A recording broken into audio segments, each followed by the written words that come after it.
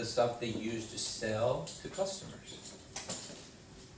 But in the tax world, the word supply means paper towels, soap, things of that nature, brooms. And so if the professional isn't on the same level with the taxpayer, and they just take the data and they put it on a tax return, it could create a possible issue for the taxpayer.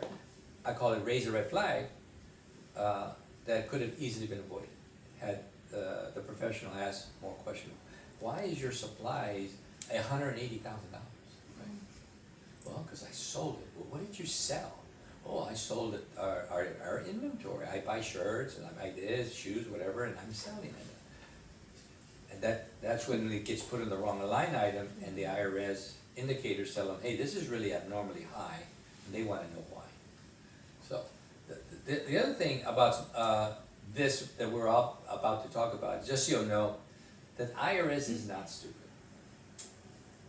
They may sound a little crazy, or they may sound like they don't know what they're talking about, but overall, when it comes to tracking the bad guy or the return that is potentially fraudulent, they're very good at that.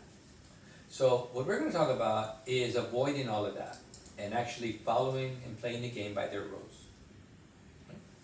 All right. So just keep that in mind. Before I get into the material, let me ask this question.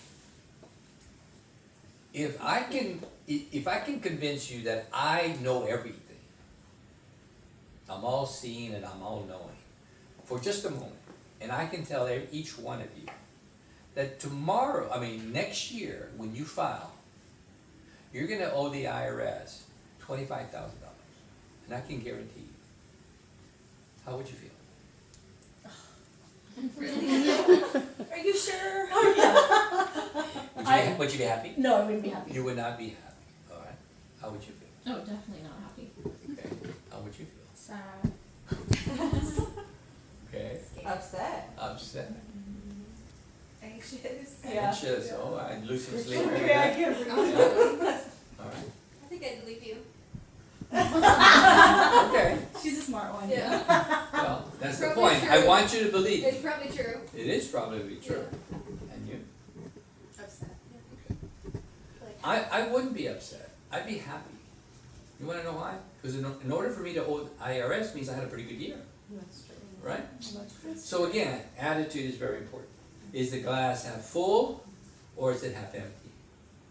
If you want to strive for success, your ability to maintain a positive attitude is really, really important. Because once the doubt comes in, it destroys your dreams, it destroys your work ethic, it just destroys us. And so we don't show up and play the game the same way. And that's important in business because you have to maintain a positive attitude in order to be really successful in the topic we're going to talk about, taxes, right? And instead of looking for someone to blame, really the blame falls on us individually. If I owe 25, it's my fault. It is my fault. I have no one to blame. I can't complain about the government because the government isn't changing anytime soon. It's my fault. Why? I didn't learn to play the game. Number two is, it's my fault because I have no vision for the future. Next question. What if I told you that for the next 10 years, you're going to send Uncle Sam a check for $30,000 a year? Guaranteed. I can guarantee it to you. And you believe me. Thank you for believing a stranger. What is 30 times 10? 300. 300,000. Now how do you feel? Really happy. Everything's in my way. Yeah. Yeah, really happy. That means I really had a good year. Yeah. But what if I told you that $30,000 represented 40% of your pay, of your income? Would you still be happy? No. I mean, yeah, I had a great year, but gee whiz, I'm giving Uncle Sam 40%. Or, yeah. So what am I working for? A lot of my clients say, what's the point of making more money if I got to give it to the big guy? Well, the answer is you don't got to. The answer is you don't have to. Do you know that it is not illegal to find ways to legally reduce your taxes. Chief Justice Rehnquist said years ago, he says that every American has the right to legally look for ways to avoid taxes. Have you heard the phrase, you make too much money before? Yeah? What do you think about that statement? You make too much money. I don't. Like I really, yeah, I mean, at least like with the kids, I'm always like, we don't make that much money though, like why? On paper. Yeah. Paper? So if you made 500,000, would that be too much money? No. No? Some people think so. And the older you get, at least the crowd, the people that I often work with, they're very cautious about earning a certain amount of money because they feel like they get punished by the government. So again, it just dampers your spirit, gives you negativism, and your desire to perform differently changes. And so the outcome changes. All right, so taxes all begins with an understanding that A, it is not illegal, and you have a right as an American to legally find ways to reduce tax. But before you get there, you gotta make the money. Right? Otherwise, you don't have a tax issue. You're just poor. And so being poor, I can attest that it's not a good feeling when you don't even have 10 cents in your pocket, or you know you don't have enough for rent, or I don't know how I'm gonna make my car payment, or that you got sick and you missed 3 days out of the week of work and you only got paid for 2 days. I mean, some people live such tight margins that one little thing throws everything into chaos. Talk about losing sleep. And yet all of that can be avoided by understanding that within life, we as individuals have been given the freedom to make choices. And those choices is what takes us to our destination. Right? So there's something that we need to understand first. As citizens, you know what your number one expense is as an American citizen? Starbucks. Oh, that could be it. Fuel. That is your future retirement that you're drinking. Groceries, gas. Nope. Good guesses. Those are all good. Some people would even say rent or mortgage. That's what. Taxes. Oh, you mean taxes. Taxes is our number one expense. In America, the average American, which is middle income America, I think they make $67,000 a year average across the board. Taxes are over 56%. When you count local taxes, right, excise taxes, look at your phone bill, how many taxes and fees. The word fees is another synonym for taxes.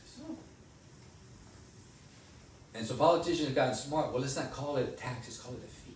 And so they say, okay, you can't use that Service against. fee on your favor. Yeah, service fee, yeah.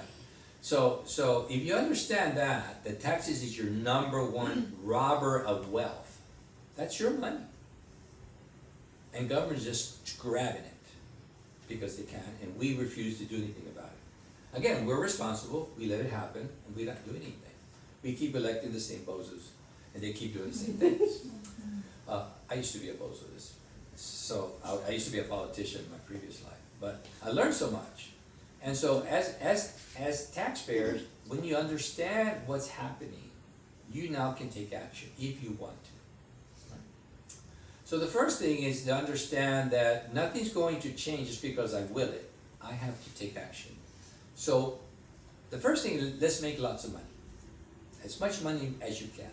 Don't be afraid to make money. Don't worry about the taxes, even though that's your number one robber of wealth. Because if you're willing to have the confidence, and if you're willing to open your mind to new things that you may not have it today, the taxes is not your problem. The problem is making more money. And that can be solved.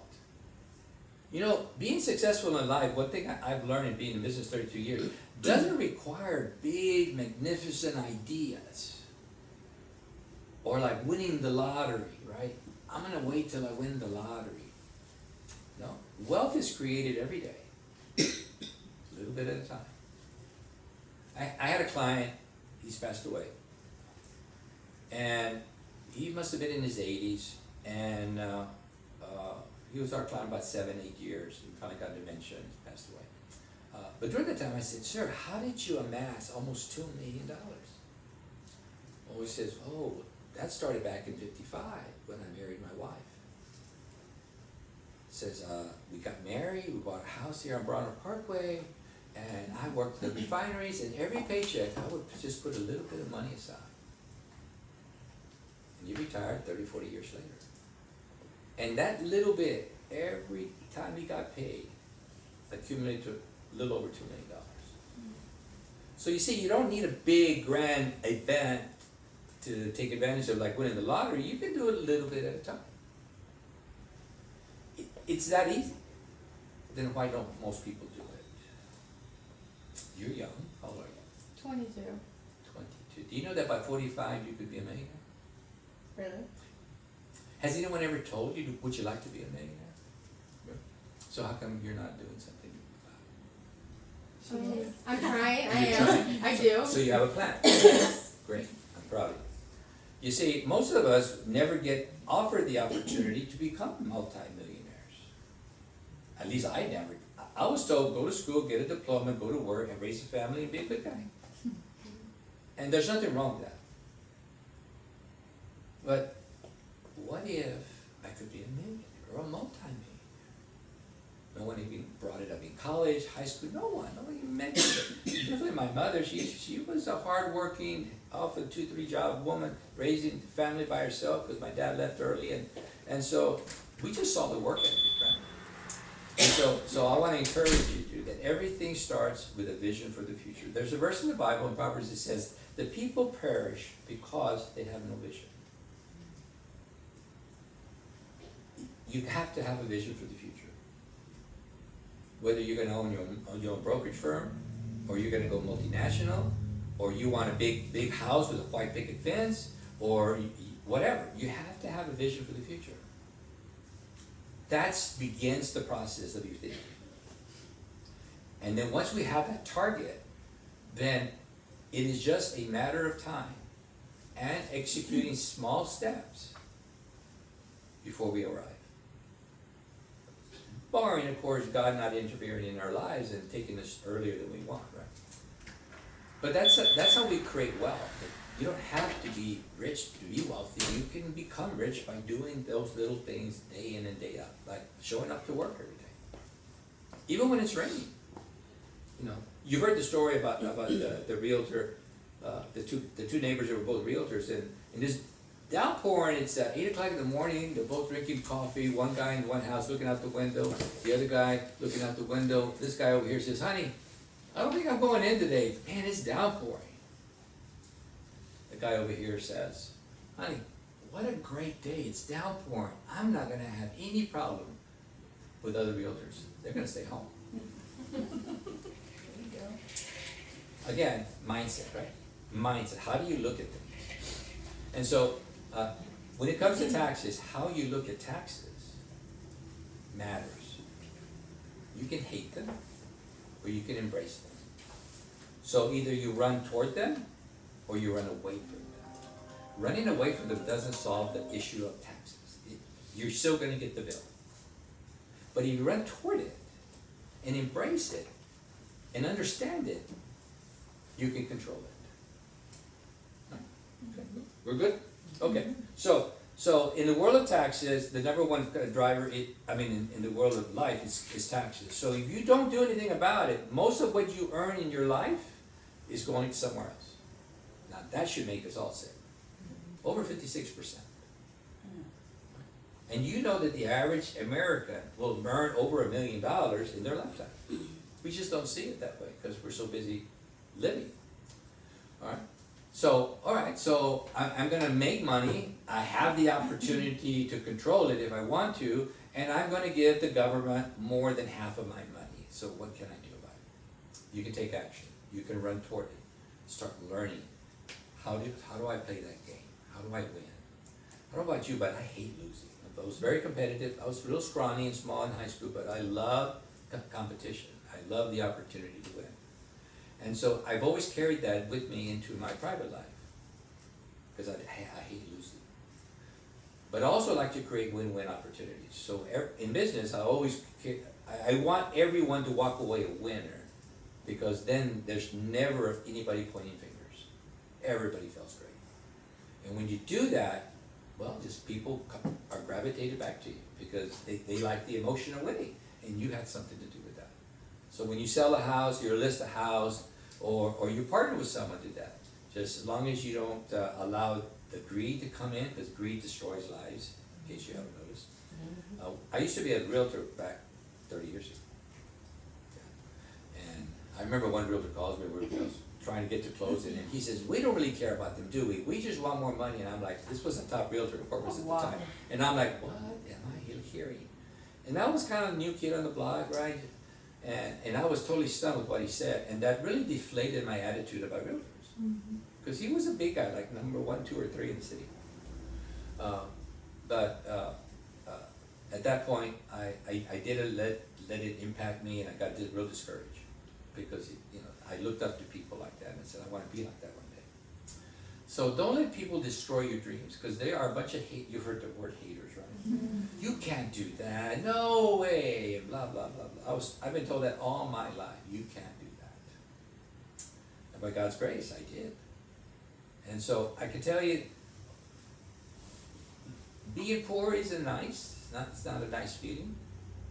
Having money is a great feeling. But either way, we're faced with challenges. Either way. And complaining about them, I've learned, doesn't work. Blaming people doesn't work. What only works is taking action. So I'm going to talk to you today about taking action on the issue of taxes. The first step is you got to be committed to help this young lady make sales. Right? You got to be committed to that, because if you're not at closing, you're not on the phone, you're not in front of a prospect, or you're not doing paperwork, you're unemployed. Right? You are. No one's going to write you a check on Friday. There's no paycheck coming.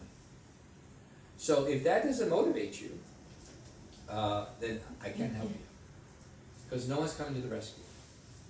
You got to go hunt. I call it hunt.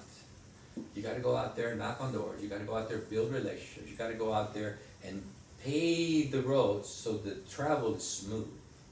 When the road's not paved, it's a bumpy ride in life. I call it in life, right? It's really bumpy. All right. So if you can commit to that, and you guys already got that plan, how much are you going to make this year? To the nearest 10,000. 100,000. Good. Let's see.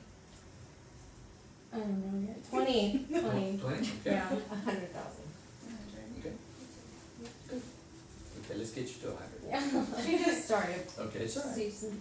Do you know that there's an old phrase that I don't know if it's still applicable in today's society. It's called beginner's luck. Now, I don't believe in luck personally, but it's a popular phrase, right?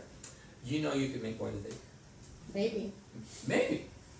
But the maybes don't get us where we want. It's that, you know what, I'm going to set that as my objective. That's my vision. Right? Just because you're new doesn't mean anything. It's so true. Let me tell you why. Because you don't have any bad habits. Yes. And don't pick up Right. on anybody's. You don't have bad habits. You don't have a work attitude. You're just like a sponge. Okay, I'm ready. Take it all in. Listen to your mentors. There's a reason why they're where they're at. They've been there, they've done that. They know all the potholes in the road. They know it all because they've been there. So when I listen, I do so much better. When I try to outsmart the system or outsmart the mentors, man, I can tell you I've lost over $300,000. I call that being stupid. But I learned my lesson. It's an expensive lesson, but I learned it. You can avoid that. Just trust them. Trust them. If it don't work the first time, doesn't mean it doesn't work. It just means that you need something different that you should have done. And again, we're always trying to blame other people. No, the blame falls right here. Rise or shine, I'm right here. I gotta fix it. I gotta look at myself honestly and say, what am I not doing right? I'm also licensed insurance and financial advisor, and there was a time where I just couldn't close. I mean, I could get them to the table, they were right there in front of me, And I just could not ask them for the money. You know, you don't ask for the money or the paper, you don't get nothing. It's like, I really was bad at it. And so, I asked this guy, I said, can I work with you? I'll give you 50%. I just want to sit and listen. And sure enough, it was an expensive tutor. And they were good, they were closing deals. I said, you know what, 50% is better than nothing. And so over the course of 5, 7, 8 years, I kept listening, and I said, okay. So then I started applying some stuff. And then I got better than he did. So now he sits and listens, and I close the deal. But it's a process. Be patient. You know, patience in creating wealth and reducing taxes requires patience. It's like planting a seed. There's another Bible verse that says we reap what we sow. And so understanding these life principles will help us make decisions that work in our favor in the long run. Okay? All right, so see, I already talked about taxes. The second thing is very important, is the issue of planning. Notice that you have one copy that says without planning, you have another copy that says with planning. Now, without looking at the details yet, I just want you to understand that concept. The failure to plan, you've heard that phrase, always produces the results you weren't expecting. Okay? You got to memorize that. The failure to plan will give me a result I don't want. And yet, small business owners, 95% of them don't plan.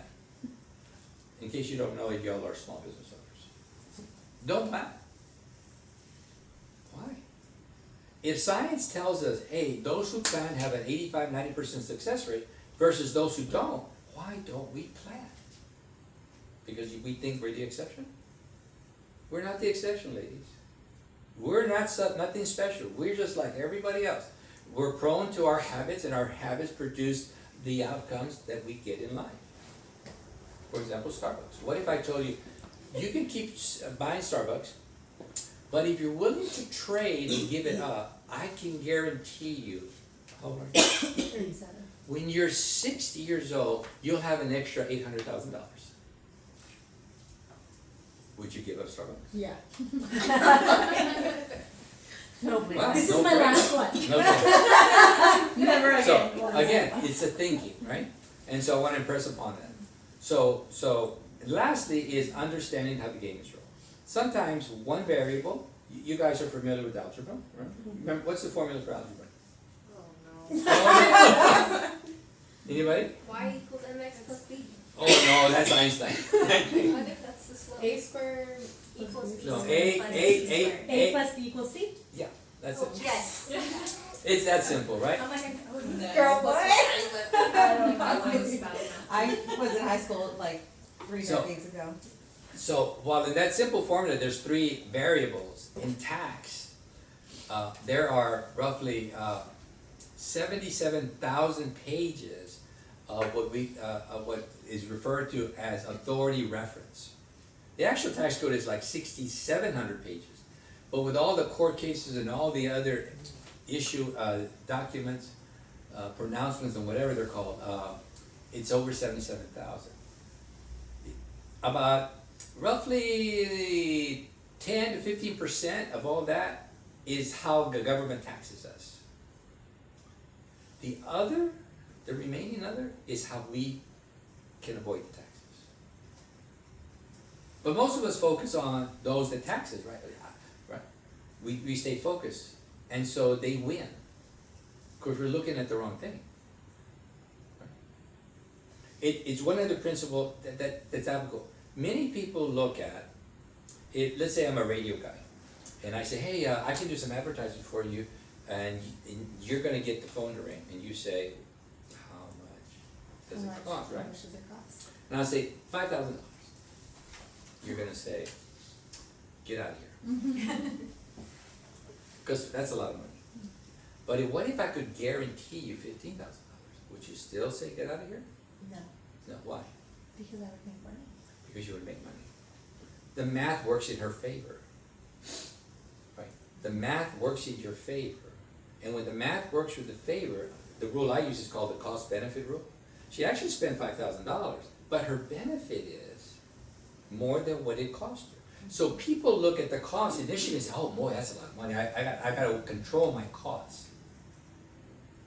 And I did that for many years. For almost 20 years, I was very defensive. I gotta watch what I spend. And I made a living. But here's something that I learned. When I turned around and started going on the offense, instead of being defensive, I 10x my business. Imagine that, 10x your business simply because I changed my attitude. Instead of considering what it costs, I consider what can that do for me. Value.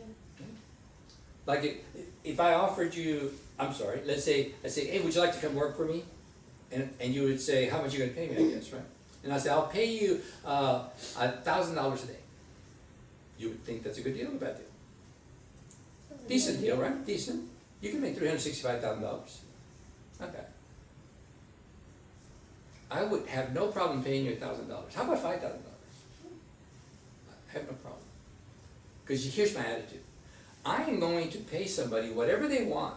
I did this at one time at the office. I took out my checkbook and I said, write out how much you want, and I'll tell you what you got to do to make it.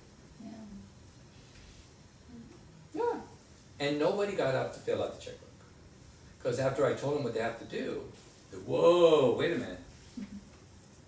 Right. So that's the opportunity you have. So as realtors, instead of being defensive, saying, what is that going to do for me? So that's the game. Go on the offense. Go make all the money you can. Don't stop. Keep going. And when everybody's off work, you're still doing things. I know everybody needs time off, but if you manage it wisely, as the old saying, you can have your cake and eat it too. So let's look at the example before we call it a day. Let's look at the tax without planning. It's a typical family. The husband works a W-2 job. The wife is the realtor. They have 2 kids, 13 and 16. You know, typical American family. Notice what their taxable income is on the bottom. What is this thing? 97,000. 97,000. Right? Turn the page and line 21? I'm sorry. 24? 24 is your total tax. Total federal tax is line 24. 21,000. Yeah. And so this particular couple owes Uncle Sam $21,719.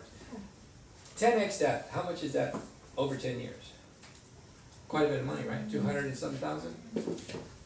240, 250,000? That's a lot. All right? Look at the bottom number, line 37. See, most people look at line 37 and say, oh gosh, I only owe $13,000. No, you owe line 24. That's what you're paying, not line 37. Line 37 only represents what you're short. It's not what you're paying. Most people will look at line 37, oh boy, I got a refund of $1,580, I'm happy. Why are you happy? You paid them $20,000. What's there to be happy about that? But again, you're looking at the wrong metric. You're looking at the wrong variable. And that requires coaching. That requires rethinking, rewiring your brain to look at things differently. All of you here can be the top realtors in the city if you think things differently. And the only thing holding you back is you. That's it. How bad do you want it? So once you make the money, now let's look at the other one. With the planning, this is what people like me can do for you. Look at line 15. Front page, the last number, line 15. 62? Hmm? 62,000? Oh, I'm sorry. I don't have the wrong one. Wait, Wait. here it is. Go ahead. Okay. 62,000. Okay? And look at line 24. 13,000. That sounds a little better than 21, right? And look at line 37.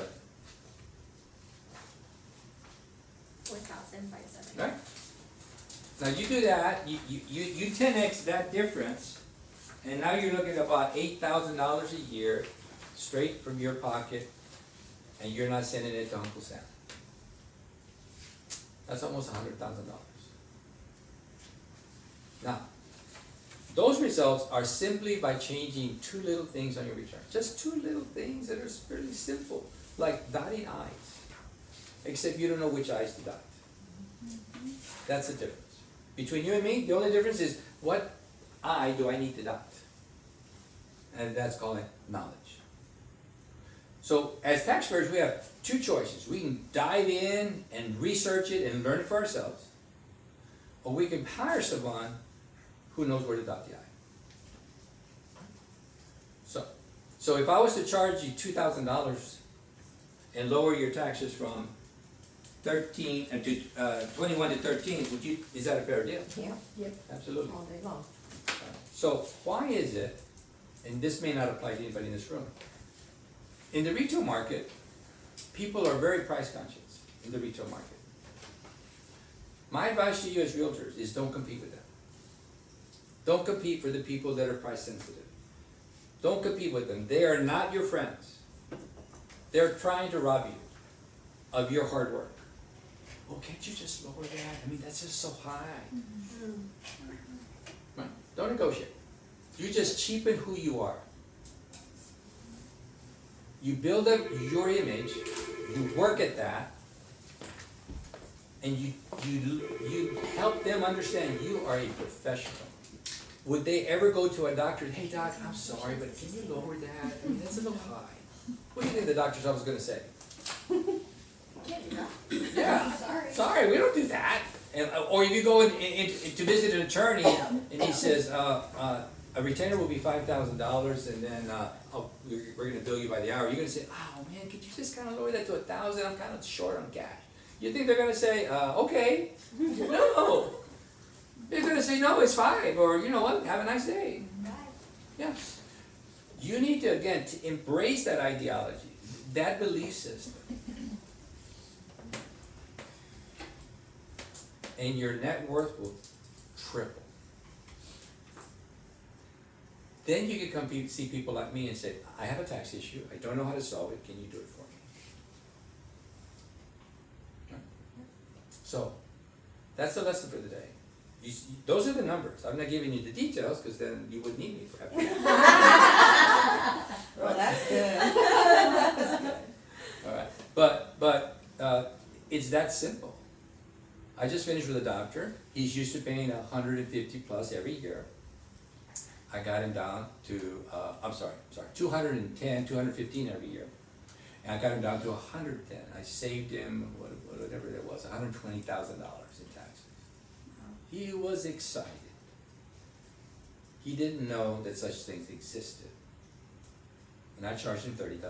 And he was so excited. He said, I'm walking away with 110 minus the 30 left him with $80,000 more that he's not used to getting. Right? So if you believe in yourself, and you're willing to have a vision, and you're willing to learn from mentors, you can be whatever you want. And you can make as much money as you want. But without that number every year, if you don't sit down with yourself, you don't sit down with your spouse or whoever you share your life with and say, you know, next year I'm going to beat this year and this is how I want to do it. You'll never arrive. That's like rolling the dice. Saying, well, whatever comes up, comes up. Whereas you can guarantee it pretty much that you can achieve that vision if you're willing to have the vision, create a plan, get the training, if you're lacking that, communication skills, and then execute the plan. And you can become very wealthy, if that's of interest to you.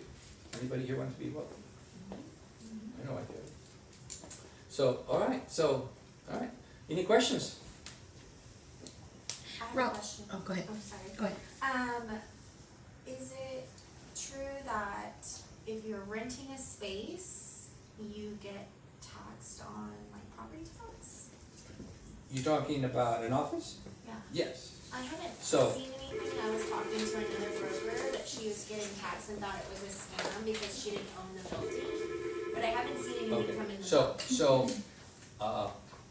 cousin Tex, which is Uncle Tex's cousin, which is county government, they like to make extra money too, you know, they don't wanna be left off the table. So they created a thing called local property tax. So this, and this, and that, and this, and that is what they tax you on every year. It's called local property taxes. So they send us a rendition in February, which says, I know that you exist, so why don't you report to me what you have in your office or your building or whatever. Tell us what it is, tell us what the value is, and we'll send you a tax bill. Why don't you? Right, well, anybody who's hasn't gotten one is because they haven't been found yet, so. We haven't been found yet, Okay. but apparently I'm gonna get billed. Now, can they back bill you? No, I've never seen Okay. that. Yeah, I've never seen that. You just say we don't have anything. Yeah. So- It's No, almost I have, he's Oh, yeah. part of my team, so I have him to tell me what to do. Yes, and again, I understand expenses are important, ladies, I do. But as long as you play defense, you're not gonna move the ball forward. You're just not gonna move very fast. So you're not gonna score first downs, you're not gonna score touchdowns, because you're playing defense. Now, doesn't mean defense can't score touchdowns, they just don't score as many, nowhere near as many as the offense does. And so by changing your thinking and your methodology of how you apply and work your practice or your business will change the outcome. And go on the offense. And don't settle. Too many people settle. Oh, I made 50. Okay, great. And the first thing they do is they want to go on vacation. Man, you're hot. Why do you stop? You got the rhythm. Keep going. But I'm so tired. To go to the gym, get in shape. You know, listen, if you're not healthy, you get to do no work. You're SOL, as some people would say. So you gotta take care of yourself. You can't be a good mom, you can't be a good wife, you can't be a good business owner, you can't be a good friend because you're sick. Why? Because you don't take care of yourself. You gotta do that. That's priority one. Otherwise, nothing else matters. And so once you understand rhythm and principles like this, you get your hair, I'm sorry, I'm not talking about your hair, I'm talking about your head, into the right process, and things just click. I'm telling you, once I changed my thinking, my whole life changed. She's been with me for 22 years. She's seen the change. Just celebrated 22. Out of those 32, she's been around 22. She's seen all the lows. But one time, things were bad because I was, feeling sorry for myself. I had to ask her for whatever, $200-300 so I could make payroll. Because I was playing defense. But when we changed and we went on the offense, everything changed. Everything. It's a beautiful ride. It's hard work. It's not for everybody. Success isn't for everybody, by the way. You have to embrace it, but then you also have to live with it. And with success, life changes. Your friends change. Where you live may change. Where you work may change.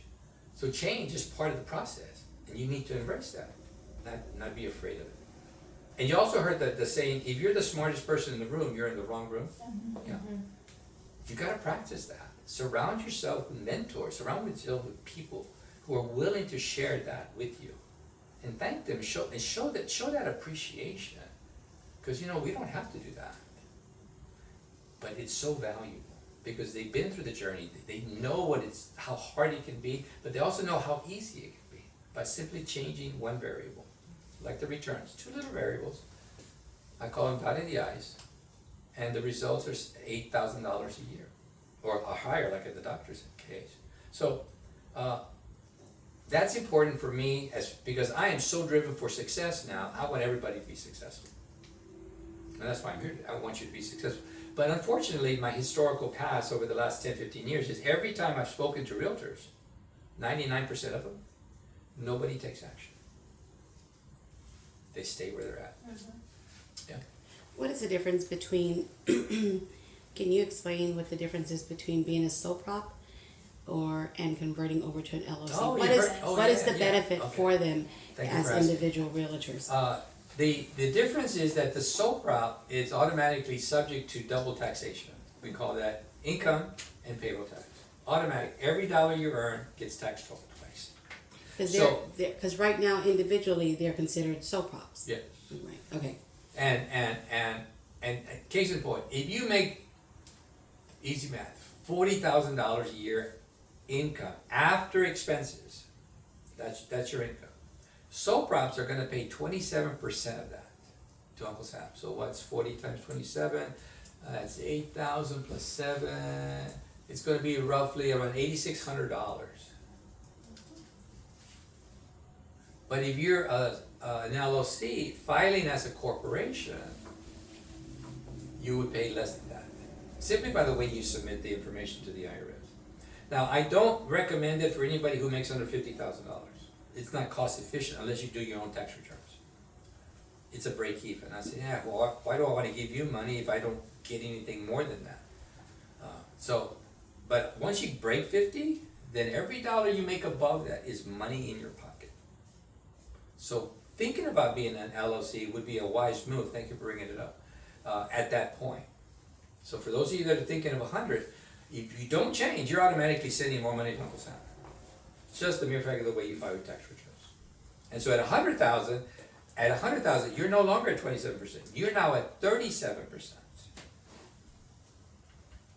37% of 100, that's $37,000. Yeah. Of your And money. I've been there, So paying that. again, you gotta have something in place. All right, another question? I've got some of my girls that do have their LLCs, they did what they needed to do. I encourage all of my team to be leaders and be successful, and to be a leader, you have to take like these things seriously. You're a business owner.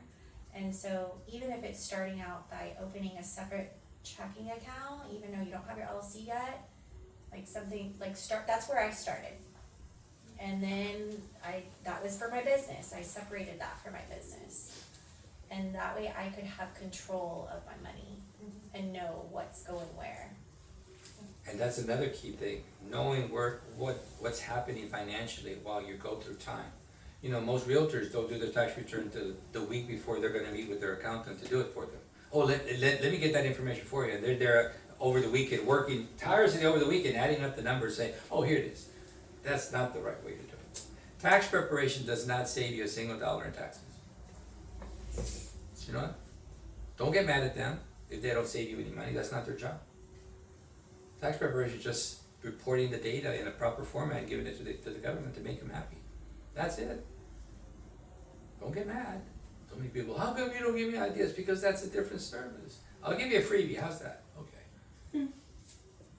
Alright, so again, how committed are you? How bad do you want it? And if you want it that bad, you will move mountains to make it happen. And if you have kids, do it for your kids. Give them that work ethic. I saw it in my mother, and it's the greatest lesson I learned. Is how to commit yourself to taking care of your family. Doing whatever it takes within reason to make it happen. And so today, as realtors, the whole world is opened up to you, if that's what you want. Or you can just stay here in Texas, if that's what you want. Or you can stay in Corpus, if that's what you want. You get to decide. But are you bold? Are you adventurous? If you're not, you're not going to do those kind of things. But if you are, the whole world is at your fingertips with today's technology. That's how big it can be. But if you don't dream that big, you won't get there. Any other questions? That's it, you're simple. Do you Alright. have like a price sheet of like services, or is that on your website? No, ma'am. Just so you know, in Texas, it is illegal Oh. for CPAs to share information with other CPAs. So if we post it, Oh, Like they'll steal realtors. your stuff. Uh, Yeah, I get it. no, we're talking about prices, right? Uh-huh. Like if I post, I'll do a 1040 for $100. Yeah. Other CPAs can see it, I would get in trouble. Are you able to do LLC, like form? Yes, Okay. you mean form them? Mhm. Yes, but before I answer that is, did you know you can do it yourself? Yes, Yeah. yes. Yeah, you can do it yourself, save the money. But if you don't want to do it yourself, there's steps beyond just forming the LLC that need to be done to be fully on board with government regulations. Right. Yeah. So we charge 1,700. It's like 10 steps or 10 things we do. That includes an hour of consultation and training on the corporate kit. And unfortunately, most people don't even know what a corporate kit is. And if without that, your LLC could be in jeopardy of being invalid if you don't operate like the rules say. I will say, if you could sit down with him and do a consult, you will learn not just about taxes, you'll learn about everything of being a business owner. And that's, you know, I've always trained you guys, y'all are business owners, you're not an employee, you're a business owner. So treat it like that and take advantage of opportunities that come in front and, you know, doors open for reasons. And ladies, the other thing that you're gonna realize, when you start a business, you don't know what it's like you. No, they don't teach you that They- in they- real estate school. They don't teach you that in school, they don't teach you that in college, they don't teach you that in high school, right? But there is a process that successful people follow that just needs to be followed, right? Cause there's landmines everywhere, the government's notorious to put out laws that we can step on, and before you know it, we can get in trouble. Like there's a law in Texas, I didn't know for many years, from the Texas Department of Insurance, that says that if you do not have workers' comp and have at least one employee, if you don't file a certain report between February 1st and April 30th, they can fine you for up to $2,500. Just for simply filing the report. I didn't know that till I got a letter. This is a warning, you better do it from now on, right? Oh, wow, okay. I didn't learn that anywhere, I learned it the hard way. So, ever since I found that out, every year I put out a notice to my clients, this is what the state wants, go ahead and file it. Or they can hire us to file it, whatever they want. And so, again, my advice is learn, read everything you can. If you guys are not reading at least one book every 2 weeks, you are not serious. Even if it's a short condensed book, or even if it's an audio book, you're not learning. And when you stop learning, what happens to the flower when it stops growing? It starts wilting and it's going to die.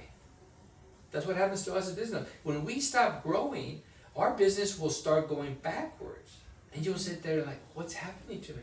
And the first thing, oh, it's the president, it's the new laws, blah, blah, blah. We start blaming everybody. Yeah, interest rates. But did you know, I did not know this, that during the Great Depression, which is way before our lifetime, there were many, many people that became millionaires. And then there were very, very many people who lived in poverty. It's not easy becoming wealthy, I tell you that right now. It requires discipline, it requires sometimes sacrifice. You know, imagine a guy working 14 hours a day for 6 days a week, working on his dream, right? Working on his goals. And the other guy likes to work 40 hours a week. And he likes to have weekends off, he likes to go fishing with his buddies and playing golf. And he wonders why the other guy is prospering and he's not. Because he's making a living. And I'll leave you one last thought. You make a living between 8 and 5. That's what I heard from this wise guy. You make a living from 8 to 5. But you become wealthy what you do after 5. Not everybody's willing to do that. So make your choice. You want to become wealthy, or you want to just make a living? Those are our choices. I can tell you, it's so much more exciting becoming wealthy. It's hard work, and she's seen it. She's been part of the journey, but it's worth it because I don't have to ask her to borrow money anymore. So thank you again. All right, ready? Anything else? I was just gonna say, how do we like schedule time to meet with you? Did you got a business card? Yeah, she'll give you a card. You just call. I work strictly mostly by appointment, so. I'm one of the people who met with you 3 Oh, weeks yeah? ago and never took action. So Well, at least you're Slap me facing silly. it now. Yeah. Goes to show you, we see a lot of people, on average, we see maybe 15, 20 people in free consults, and boy, just so many faces, so many names, and so, there was a time I knew everybody by name, and now it's like, it's hard to keep up. We have over 800 clients, and it's just really hard to keep track with all their specifics, but I'm telling you, you can be whatever you want. And I'd love for you to do that, because when you win, everybody wins.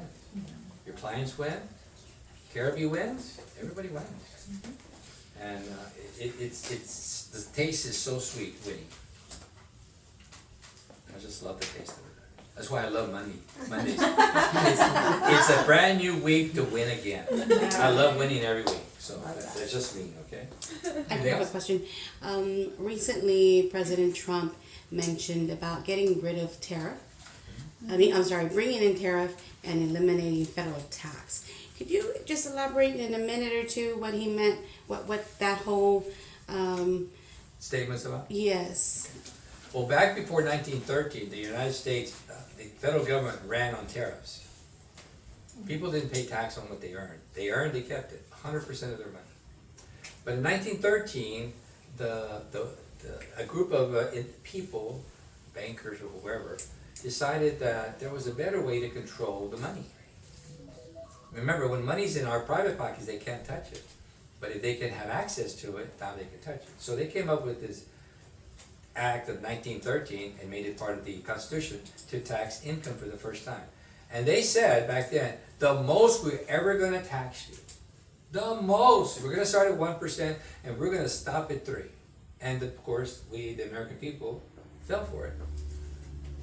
And so from 1913 to 1960, it went up from 1%. In 1960, it was 90% tax bracket. Oh my gosh. 90%. When John Kennedy gave America the first tax cut in history. And the economy roared in the 60s. And that's one of the reasons they took him out. He was putting money back in the hands of the American people. And one thing about greed and people, they money never satisfies. They just want more and more. So government got so big that Kennedy started taking steps. Truly was a wonderful president for many respects, and the economy took off, right? But like everything else, business goes up, business goes down. We call those cycles, right? So in the 70s, Richard Nixon decided to take us off the gold standard, and so now the whole world changed once we did that. So now we don't have any physical hard assets that are guaranteed against the paper money they print. They just print money. And so the more money they print, the cheaper the dollar becomes, once you understand that. So when Reagan became president, during that time, interest rates were 21, 23% in 1980, for those of you that weren't born. And the economy was in shambles. I mean, we had what they call hyperinflation. Prices were high, interest rates were high, and people were at 8 or 12 million people without work. You've heard of gas lines, right? They actually existed. That wasn't made up. You could only get in line on a certain day based on your license plate. It was crazy. And so that's when they started playing defense. Carter said, let's play defense. We're going to make people turn off their lights, blah, blah, blah. They instituted all these federal programs. Well, fast forward, Reagan won, and Reagan instituted a series of, over 3 years, tax cuts. He lowered the tax rate. Kennedy lowered it from 90% to 70%. Reagan lowered it from 70% to 39%. And the roaring 80s, you've heard of that? Completely amazing. But unfortunately, the government spent all the money, like a drunk sailor on Friday night. And even though America was doing better, they spent it all on social programs again. And so we continue to get more in debt. So today we're at 37%, but we have some other taxes that can make that 42, 43% for those higher net income. So that's the question you were asking. Yes, they want to tax our foreign, right? To bring their goods and import sell them here. and tax them rather than the American people. They want to take away. So in tariffs, so if America sells Japan, hey, if you want to sell your car, there's a 20% tax. So let's say the car costs $40,000. So 20% on that, $40,000, right, goes to Uncle Sam. So now the dealer from Japan has to decide, do I want to keep the price the same and eat the loss, my profit, or do I want to raise the price to cover some or all of the tax? The last thing you all and I need to understand is that all taxes are never paid by the corporation. They're not. The end user pays them. You go to Walmart and buy a TV for $800, and let's say there's a tariff on it of $100. Walmart's gonna raise the price to $900, and we're gonna pay $900. The end user will pay the tax. Walmart's still gonna cover its profit margin if they want to. So no matter what, all taxes never get paid. You've heard the phrase, the big corporations need to pay the fair share. You know, they need to pay taxes. Okay, great. They don't pay taxes. That's political double talk. All the corporations say, you can tax me as much as you want, we're gonna pass it right on. And if they can't pass it on, they're gonna shut down. And all the people that are working, they're going home without a paycheck. How is that making the economy better? Doesn't. But once you start understanding the intricacies, all he's saying is, look, if there was once a time America just lived on tariffs, why can't we do that again? And the answer is we can. But here's the but. The politicians lose control. When there are no tax rules, they have no control. And they like control because they get their pockets lined up. If I pass a tax law for you, you're gonna pay me something for listening to your suggestion. You're a corporation, you're whatever, and you want this rule because it benefits you. You're gonna line my pocket. I guarantee you will. I saw it in Austin when I was a state representative. It happens all the time. It's just that the regular folks, we never hear about it. Why? Because I don't want you to think that I'm greedy. I don't want you to think that I'm taking advantage of your situation because I don't really care about you. I care about myself. And that's just politics. Can't get rid of it, unfortunately. And the good guys who do show up there, they don't stay there very long because they're troublemakers. Yes, ma'am. I do have one more question. Can you run down a list of things that they should be as either sole props or LLCs that should be on their tax return as expenses? Can you give us a short An list? easy one. An easy one is this. How many of y'all have kids? Who has the youngest kid? John.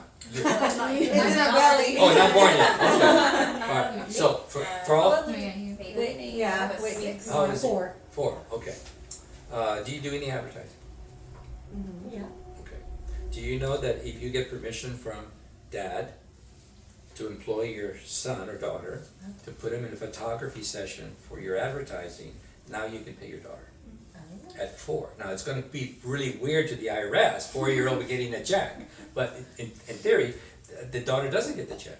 It's just the check's made out for the daughter. Dad receives the check on behalf of the minor, and then dad puts it into his private personal account. And because she's your daughter, you pay no tax. We call that income shifting. I hired all my kids at age 6 because why? They could sweep the floor, at least in my case. They could shred paper. They could stand by, and we call it standby work, where we don't allow them to leave the premises because we might need them. And so under federal law says that if you restrict movement of an employee, you must pay them. So I pay them. You can't go anywhere this Saturday. You're gonna be home. And so that's how we did it. So everybody should put their kids on payroll. That's easy income shifting. One variable.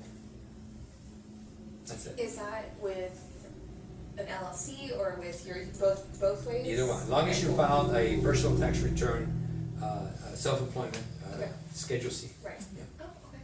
Oh, awesome. All right, great question. Any other questions? Home office. If they have a How home many of y'all have office. home office? There's 2 rules. You must meet for audit purposes. You must use the office at least 10 hours a week. Easy. And how do you prove that? You keep a journal, you keep a calendar, and just post it in your calendar. I'm at my office reading mail or whatever, doing research, reviewing properties, whatever. The IRS is not gonna argue with you if it's already written down. They're gonna argue with you if you walk in and say, oh yeah, I walk in with nothing to show them. They're not gonna want you to make it up right in front of them. It's not permissible. Right, so home office, if you can prove that, and if you have a room like this room, it's totally separate from the rest of the house, right? It's not a corner desk, it's not the living room desk where the TV is, it's a separate room, then you qualify. And it's not a red flag like so many people think it is. What we do on our retail side of the tax world is we ask our clients that do have a home office that they take a picture of it. We do put it with the tax return. It doesn't go to the IRS, but we do keep it in their original paperwork. So it does, if it does ever come up, we actually had that proof already for them, and we save it on our hard drive. That's on our retail side of the tax world. On his CPA side, it's different. If they need it, then he could always ask them for it. But because they're more business driven, so they're more long-term clients. So something to always remember. So yeah, home office, mileage, that's a no-brainer. Realtors rack up a lot of miles. And the IRS wants you to keep a log, not just a total. They wanna know every day, where'd you go, what's the purpose, blah, blah, and how many miles. And you can pass it on. Does everybody do mileage? Yes. I know that if you have, I know a lot of people who don't do miles or mileage, and they forget. One way that we always ask our clients, especially if they're not keeping track of it regularly, is how many times do you get an oil change? If you do it every 3,000 miles, then you can calculate it by that way, because you need your total miles for the year. So that's something that we do. We do regularly with some of our clients, because they forget. It's how many times, after how many miles do you do that oil change? You do it 3 times, you ran about 9 to 10,000 on miles for the year.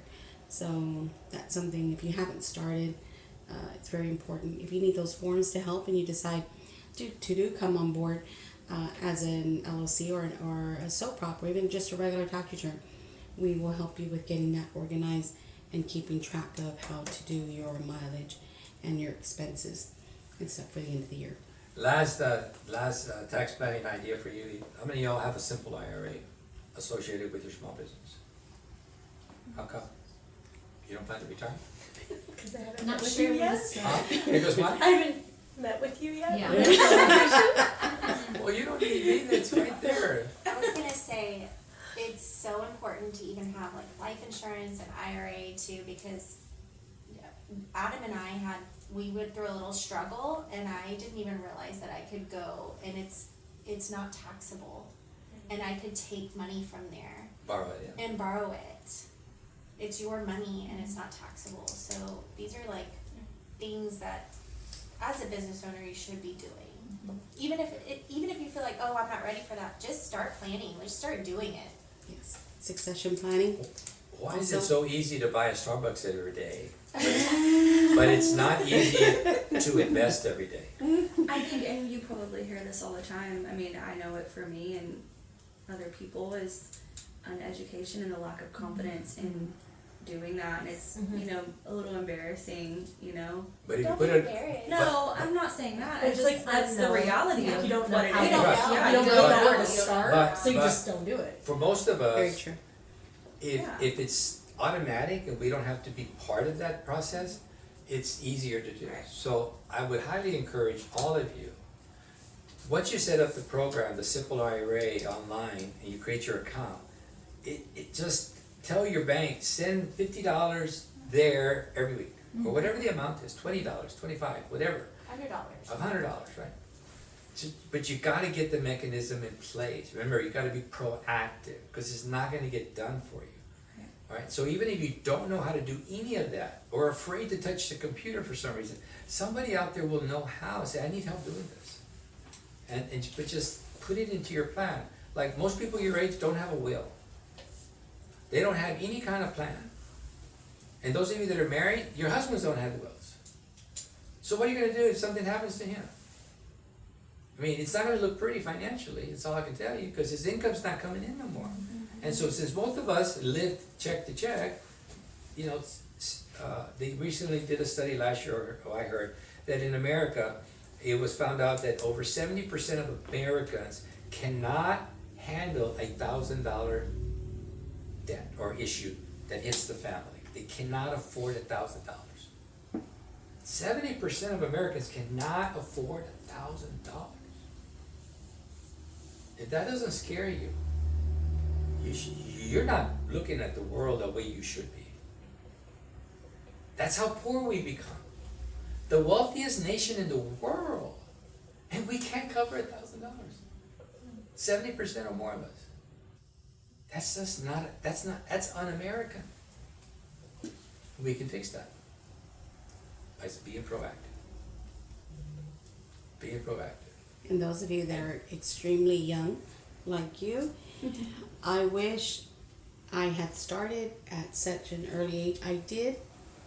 Of course, I ended up divorced and 10 years within that. So all my early planning went to waste because that immediately got taken away.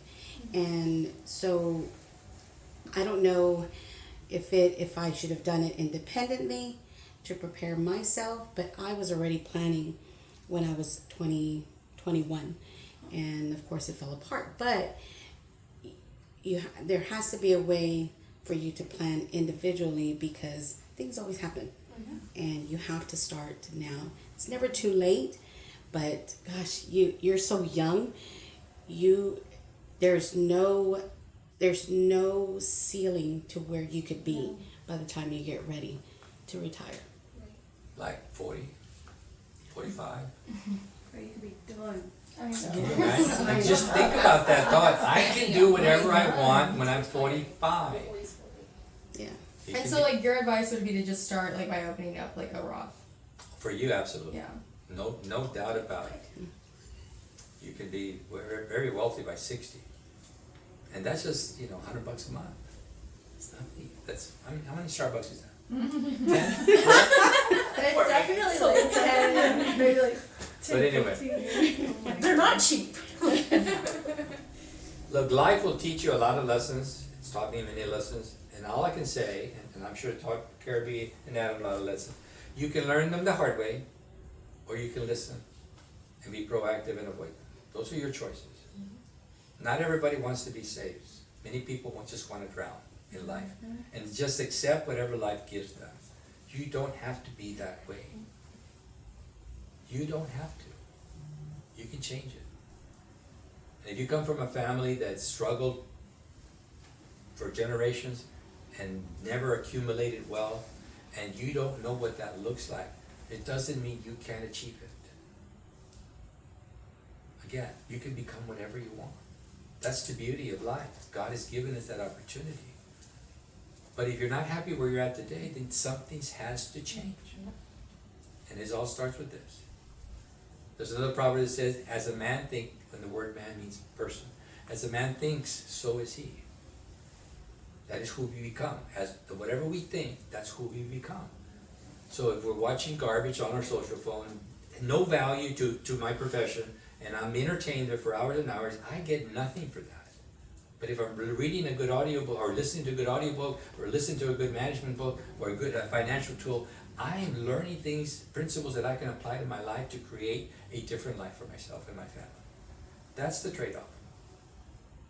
And you get to make the choice.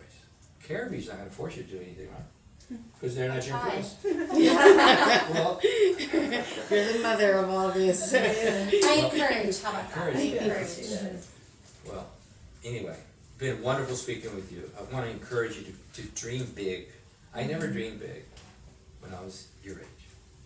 I was just working. But when everything changed here, when I was sick and tired of being sick and tired, everything changed. Because this changed. When this changed, everything I did was different. It's a scary moment when you say, I have to take control of my life. Prior, I was a victim. After that, I was in charge. Everything changed. Okay? All right, thank you so much. So I'm gonna